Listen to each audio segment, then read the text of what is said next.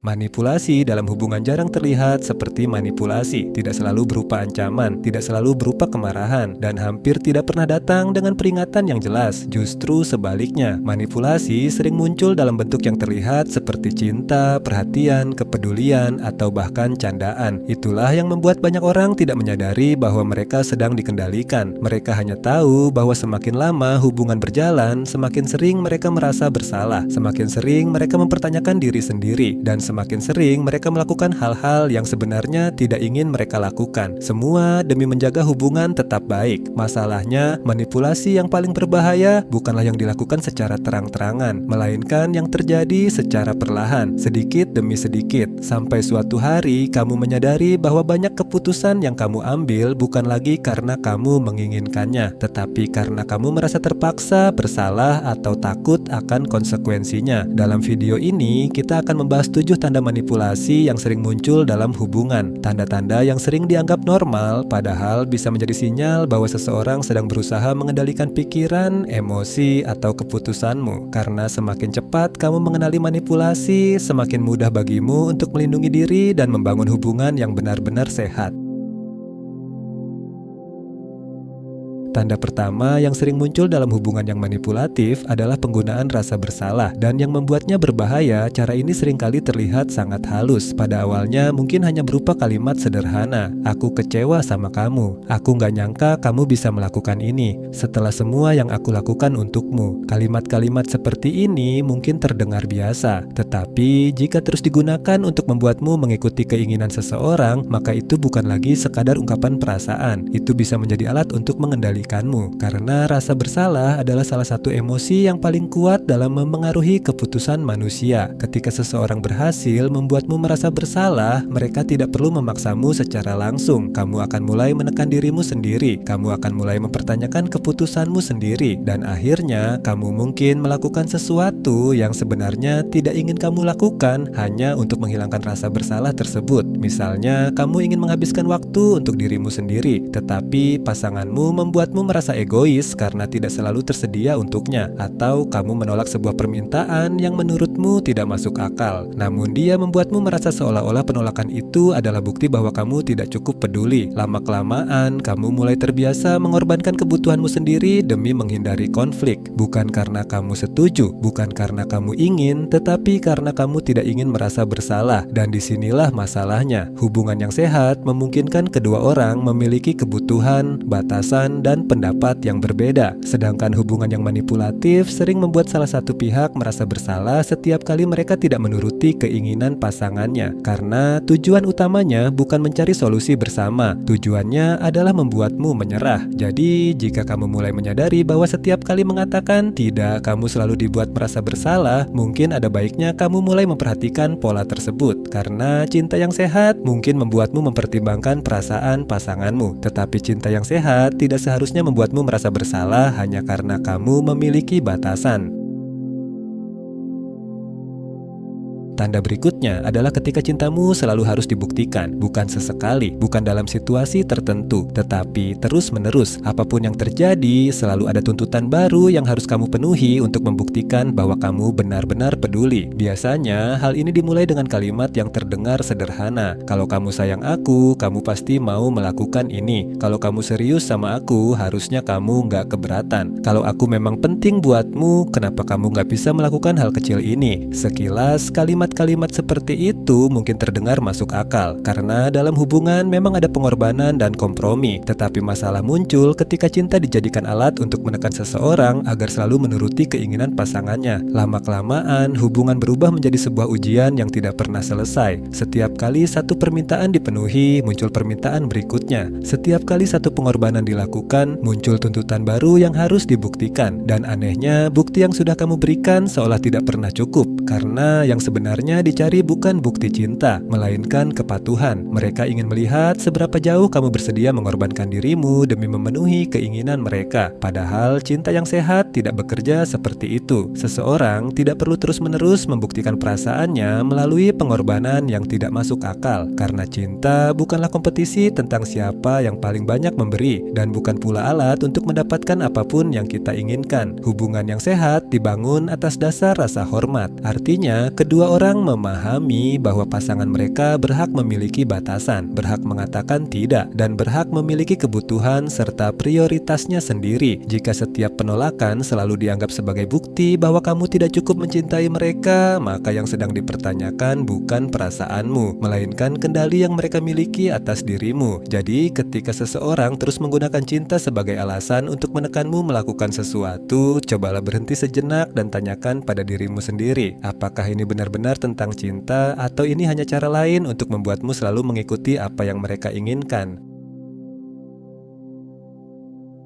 Tanda ketiga adalah ketika seseorang membuatmu mulai meragukan dirimu sendiri. Dan dari semua bentuk manipulasi yang ada, ini termasuk salah satu yang paling berbahaya. Karena yang diserang bukan hanya keputusanmu, tetapi juga kepercayaanmu terhadap pikiran dan perasaanmu sendiri. Awalnya mungkin terlihat seperti perbedaan pendapat biasa. Kamu mengingat suatu kejadian dengan jelas, tetapi pasanganmu bersikeras bahwa itu tidak pernah terjadi. Kamu merasa tersinggung oleh sesuatu yang dia katakan, tetapi dia mengatakan bahwa kamu hanya terlalu sensitif. Kamu mencoba menjelaskan apa yang kamu rasakan, tetapi dia terus meyakinkanmu bahwa perasaanmu tidak masuk akal. Sekali dua kali mungkin tidak terasa aneh, tetapi ketika hal ini terjadi terus-menerus, sesuatu mulai berubah. Kamu mulai mempertanyakan ingatanmu sendiri. Kamu mulai bertanya-tanya apakah kamu memang bereaksi berlebihan. Kamu mulai ragu terhadap penilaianmu sendiri, dan tanpa disadari, kamu mulai lebih percaya pada versi cerita mereka dibanding apa yang sebenarnya kamu lihat dan rasakan. Inilah yang membuat bentuk manipulasi ini begitu merusak, karena seseorang tidak perlu mengendalikan setiap keputusanmu secara langsung. Mereka hanya perlu membuatmu kehilangan kepercayaan pada dirimu sendiri. Ketika itu terjadi, kamu akan mulai mencari validasi dari mereka untuk hampir segala hal. Kamu menjadi lebih mudah diarahkan, lebih mudah dipengaruhi, dan lebih mudah menerima perlakuan yang sebenarnya tidak sehat. Hubungan yang sehat mungkin memiliki perbedaan pendapat, tetapi hubungan yang sehat tidak membuatmu terus-menerus mempertanyakan kewarasanmu sendiri, tidak membuatmu merasa bahwa semua perasaanmu salah, dan tidak membuatmu takut untuk mempercayai apa yang kamu lihat, dengar, dan rasakan. Karena meskipun tidak ada manusia yang selalu benar, kamu tetap berhak mempercayai pengalamanmu sendiri. Jadi, jika setelah berbicara dengan seseorang, kamu sering merasa bingung, ragu pada dirimu sendiri, atau mulai mempertanyakan hal-hal yang sebelumnya sangat jelas bagimu, jangan abaikan perasaan itu, karena terkadang kebingungan yang terus berulang bukanlah tanda bahwa kamu salah, melainkan tanda bahwa seseorang sedang berusaha mengubah caramu melihat kenyataan.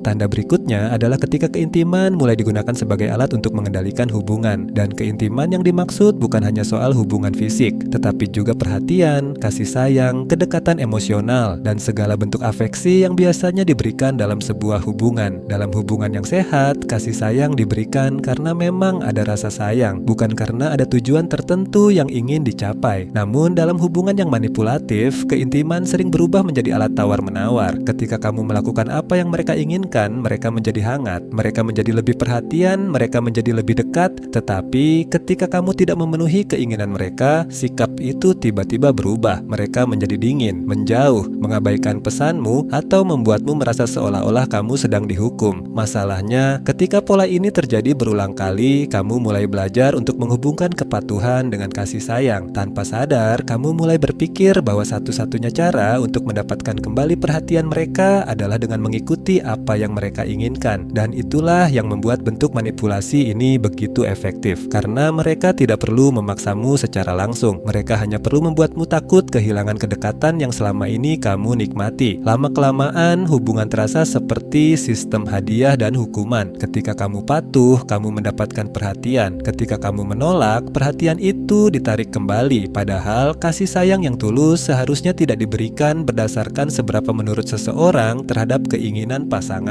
Tentu saja setiap hubungan memiliki konflik. Setiap orang bisa merasa kecewa, marah, atau membutuhkan ruang untuk dirinya sendiri. Itu adalah hal yang normal. Yang menjadi masalah adalah ketika kasih sayang secara sengaja digunakan sebagai alat untuk mengontrol perilaku pasangan. Karena tujuan dari hubungan bukanlah menciptakan kepatuhan. Tujuannya adalah membangun koneksi. Dan koneksi yang sehat tidak tumbuh dari rasa takut kehilangan perhatian. Koneksi yang sehat tumbuh dari rasa aman, kepercayaan, dan penghargaan terhadap satu sama lain. Jadi, jika kamu mulai merasa bahwa perhatian dan kasih sayang hanya diberikan ketika kamu melakukan apa yang mereka inginkan, cobalah memperhatikan pola tersebut dengan lebih jujur. Karena cinta yang sehat membuatmu merasa diterima, bukan membuatmu terus-menerus takut kehilangan kehangatan setiap kali kamu mengatakan tidak. Tanda berikutnya mungkin terdengar mengejutkan, karena biasanya kita menganggap pujian sebagai sesuatu yang positif, dan memang benar, dalam hubungan yang sehat, pujian adalah salah satu cara untuk menunjukkan penghargaan kepada pasangan. Namun masalahnya, tidak semua pujian diberikan dengan niat yang tulus. Terkadang, pujian digunakan sebagai alat untuk menurunkan kewaspadaan seseorang. Pernahkah kamu merasa ada seseorang yang tiba-tiba menjadi sangat manis ketika menginginkan sesuatu? Mereka memujimu secara berlebihan, mengatakan bahwa kamu adalah orang terbaik, orang paling perhatian, orang paling pengertian, dan tidak lama setelah itu sebuah permintaan muncul. Mungkin mereka ingin bantuan, mungkin mereka ingin kamu mengalah, atau mungkin mereka ingin kamu melakukan sesuatu yang sebenarnya tidak ingin kamu lakukan. Disinilah pentingnya memahami perbedaan antara apresiasi yang tulus dan pujian yang manipulatif. Pujian yang tulus biasanya muncul secara alami, tidak selalu memiliki tujuan tersembunyi, dan tidak membuatmu merasa harus membayar kembali apa yang baru saja kamu terima. Sebaliknya, pujian yang manipulatif seringkali terasa seperti umpan. Tujuannya bukan untuk menghargaimu, tujuannya adalah membuatmu lebih mudah mengatakan ya, karena setelah dipuji, banyak orang merasa tidak enak hati untuk menolak. Mereka merasa harus memenuhi harapan yang baru saja diberikan kepada mereka. Mereka merasa harus mempertahankan citra positif yang sedang dibangun, dan tanpa sadar, itulah yang dimanfaatkan oleh seorang manipulator. Tentu saja, ini bukan berarti kamu harus curiga terhadap setiap pujian yang diberikan orang lain. Bukan itu maksudnya. Yang perlu diperhatikan adalah polanya. Apakah pujian itu selalu muncul ketika ada kepentingan tertentu? Apakah pujian itu terasa berlebihan dibanding situasinya? Dan apakah setelah pujian tersebut selalu ada permintaan yang menguntungkan mereka? Karena dalam hubungan yang sehat, penghargaan diberikan karena seseorang memang menghargaimu, bukan karena mereka sedang mempersiapkan cara untuk mendapatkan sesuatu darimu. Jadi jika suatu hari kamu menerima pujian yang terasa terlalu manis, terlalu berlebihan, dan terlalu tepat waktu, jangan hanya mendengarkan kata-katanya, perhatikan juga apa yang terjadi setelahnya, karena terkadang niat seseorang tidak terlihat dari pujian yang mereka berikan, tetapi dari apa yang mereka harapkan setelah pujian itu diterima.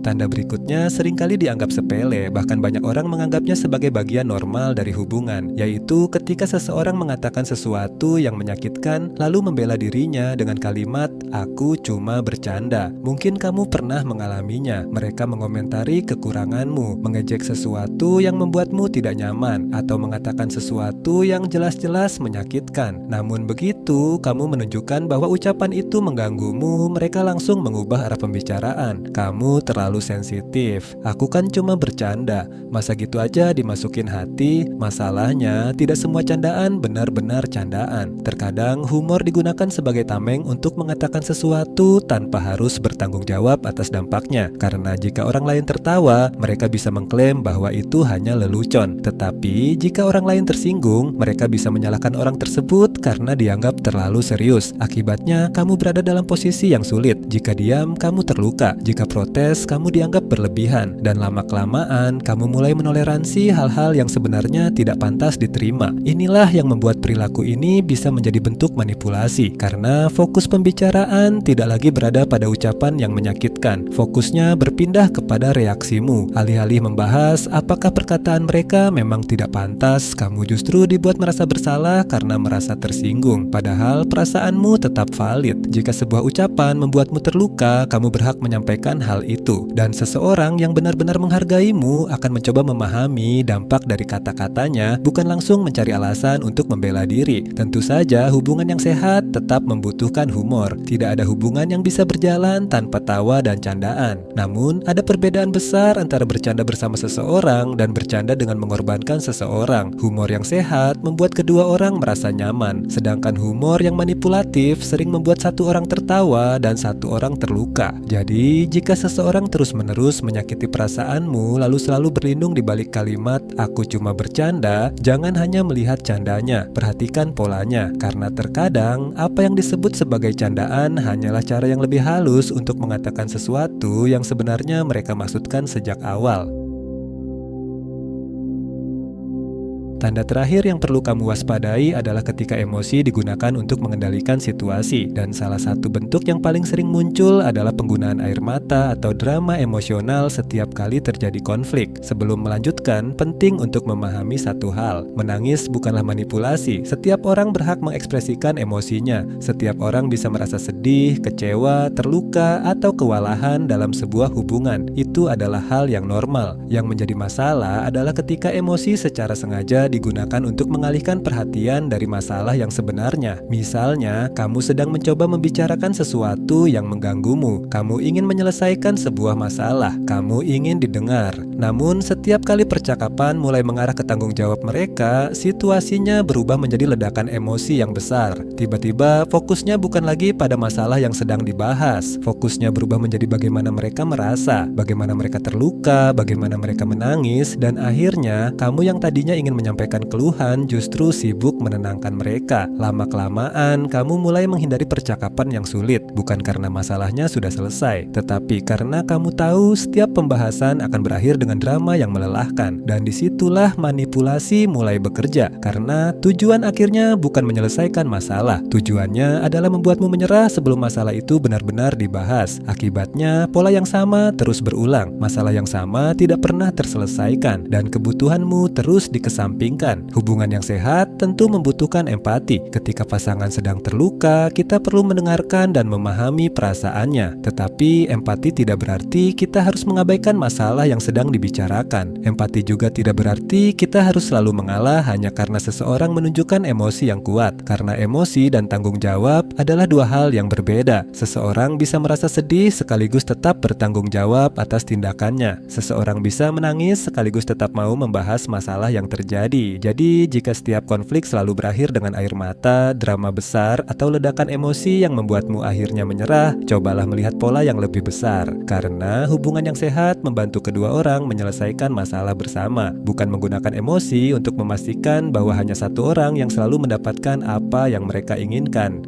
Kalau ada satu hal yang perlu kamu ingat dari video ini, itu adalah bahwa manipulasi tidak selalu terlihat jelas. Jarang ada seseorang yang secara terang-terangan mengatakan bahwa mereka sedang berusaha mengendalikanmu. Sebaliknya, manipulasi sering datang dalam bentuk yang terlihat biasa, rasa bersalah, tuntutan untuk membuktikan cinta, candaan yang menyakitkan, pujian yang terasa terlalu manis, atau ledakan emosi yang membuatmu terus mengalah. Karena itulah, banyak orang tidak menyadari apa yang sedang terjadi. Mereka hanya merasa semakin lelah, semakin bingung, dan semakin kehilangan kebebasan untuk menjadi diri sendiri. Padahal hubungan yang sehat seharusnya memberikan rasa aman, bukan rasa takut, memberikan dukungan, bukan tekanan, dan membuatmu semakin percaya pada dirimu sendiri, bukan semakin meragukannya. Tentu saja tidak ada hubungan yang sempurna. Setiap pasangan pasti pernah melakukan kesalahan, pasti pernah mengucapkan hal yang tidak seharusnya, dan pasti pernah terbawa emosi dalam situasi tertentu. Tetapi ada perbedaan besar antara kesalahan yang sesekali terjadi dan pola perilaku yang terus berulang. Karena yang perlu diperhatikan bukan hanya satu kejadian, melainkan pola yang terus muncul dari waktu ke waktu. Jika setelah menonton video ini kamu mulai mengenali beberapa tanda yang kita bahas tadi, jangan langsung mengambil kesimpulan terburu-buru. Mulailah dengan mengamati, perhatikan polanya, perhatikan bagaimana perasaanmu setiap kali berinteraksi dengan orang tersebut. Dan yang paling penting, jangan abaikan intuisi yang selama ini mungkin berusaha memperingatkanmu. Karena seringkali sebelum pikiran kita menyadari ada sesuatu yang salah, perasaan kita sudah lebih dulu mengetahuinya. Pada akhirnya, cinta yang sehat tidak membutuhkan manipulasi untuk bertahan. Cinta yang sehat dibangun di atas kejujuran, rasa hormat, komunikasi yang terbuka, dan kebebasan bagi kedua orang untuk menjadi dirinya sendiri. Dan jika sebuah hubungan terus membuatmu kehilangan kedamaian, kehilangan kepercayaan diri, atau kehilangan dirimu sendiri, mungkin sudah saatnya kamu bertanya satu hal yang penting. Apakah hubungan ini benar-benar dibangun atas dasar cinta atau hanya atas dasar kendali? Terima kasih sudah menonton. Jika video ini bermanfaat, jangan lupa untuk memberikan like dan subscribe agar tidak ketinggalan pembahasan psikologi hubungan lainnya. Sampai jumpa di video berikutnya.